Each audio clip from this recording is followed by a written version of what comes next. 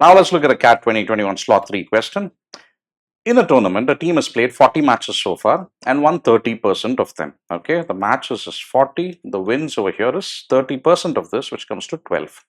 Now, if they win 60% of the remaining matches, which I don't know, their overall win percentage will be 50%. Fine. Suppose they win 90% of the remaining, then what are the number of matches? 1. Okay.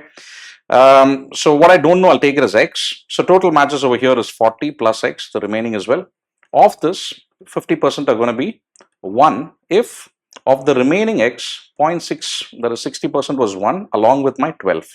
12 plus 60% of the remaining should be overall 0.5 of this, right? So 0.5 of 40 is 20, 20 minus 12 is 8. And bring the 0.5x here, we get a 0.1x and x becomes 80.